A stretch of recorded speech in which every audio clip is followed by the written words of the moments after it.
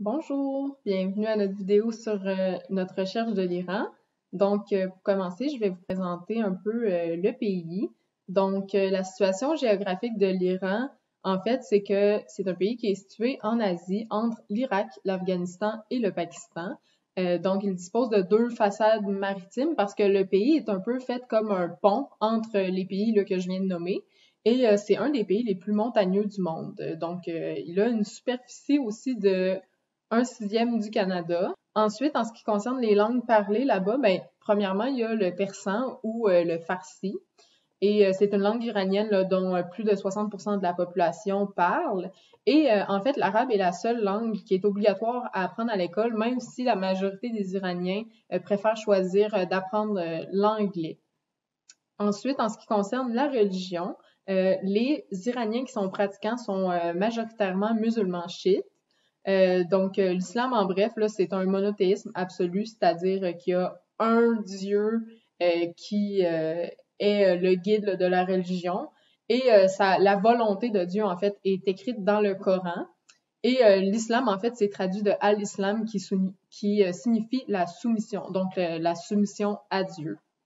Ensuite, l'État a souvent fait de la propagande là, depuis plusieurs années comme quoi les Iraniens sont 99,5% musulmans, alors que dans les faits, il y a simplement 40% des Iraniens qui sont musulmans, dont seulement 32% là, qui sont musulmans chiites.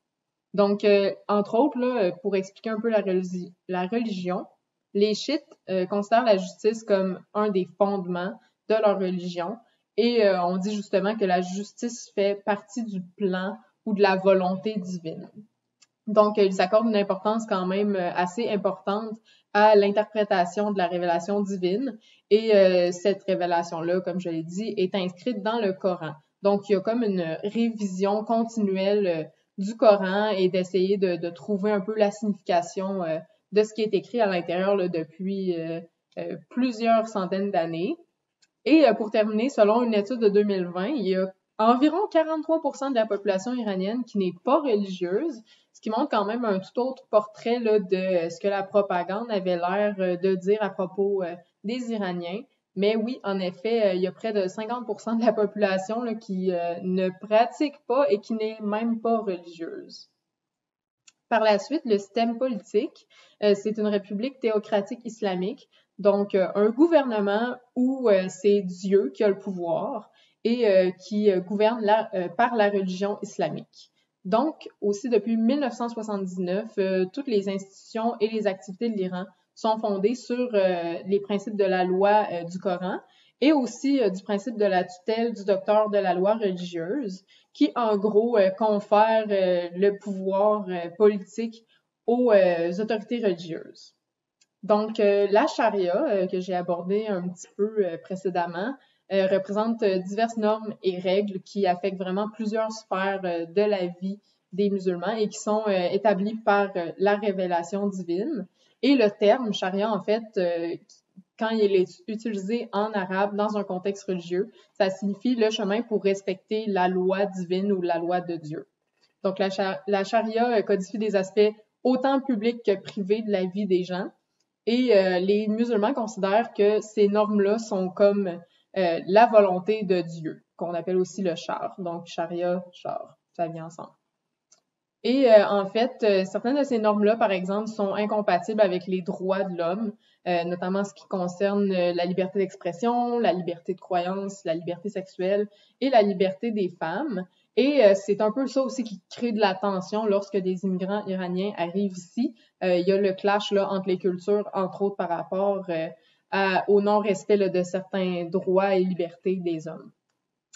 Pour terminer, là, la tutelle du docteur de la loi religieuse, comme je le disais, ça veut dire que dans le système iranien, les autorités religieuses sont celles qui ont le pouvoir politique presque complet. Là. Par la suite, un repère qui est historique ayant marqué le pays, c'est le 1er février 1979 qui représente le retour d'exil de l'Ayatollah Khomeini. En fait, l'Ayatollah, c'est un titre cet événement fait suite au départ d'un autre du Shah, Mohammad Reza Pahlavi, qui régnait sur l'Iran depuis 1941. Donc, c'est comme une prise de pouvoir par Khomeini. Et donc, au retour de celui-ci en 1979, l'Iran est placé sous l'emprise du régime qu'on connaît aujourd'hui, là, qui est autoritarisme et théocratique, donc qui est peu propice au respect des droits et des libertés fondamentales de l'homme. Donc, pour la suite, je vais laisser Frédéric parler des aspects qu'il a recherchés. Merci Catherine. Donc, moi, je vais vous parler des ressemblances culturelles avec le Québec. Le peuple iranien comme le peuple québécois sont fiers de leur identité et de leur histoire. Donc, les Iraniens s'affilient pas avec les pays voisins qui sont pour la plupart arabes parce qu'ils sont des Perses.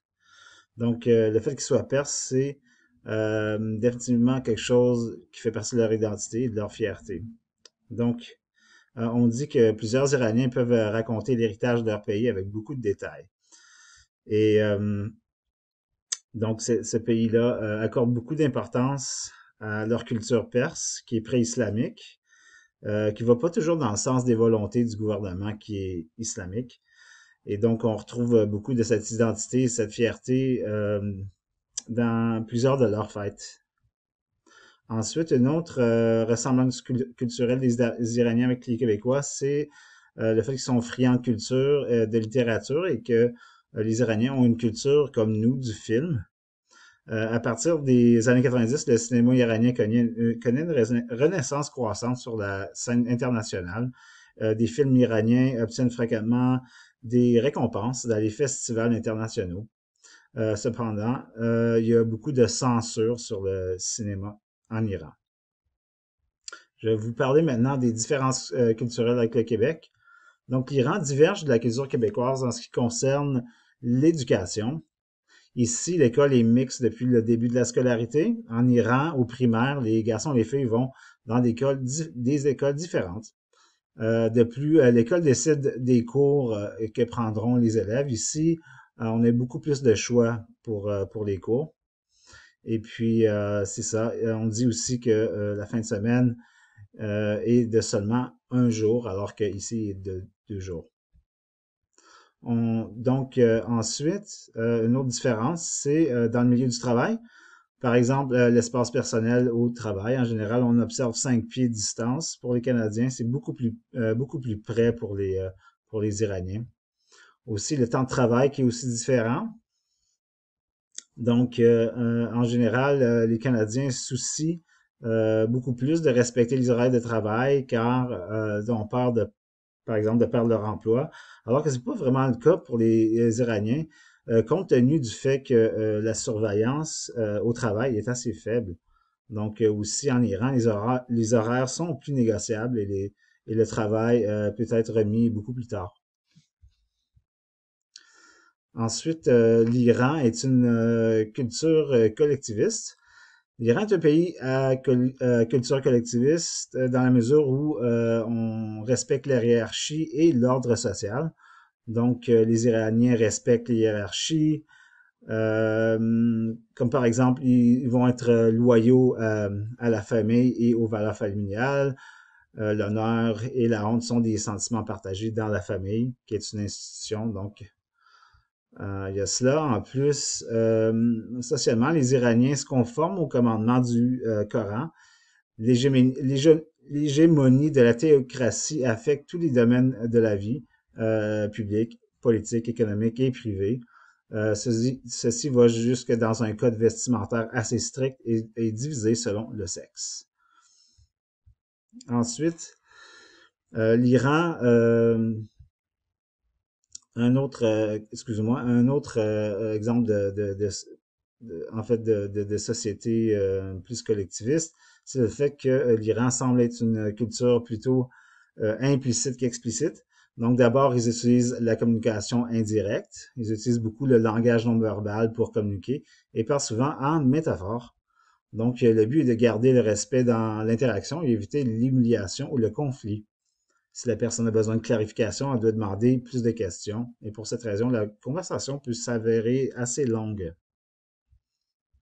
Donc, il est caractéristique des Iraniens d'utiliser des poèmes, des histoires, des proverbes pour communiquer leur idée.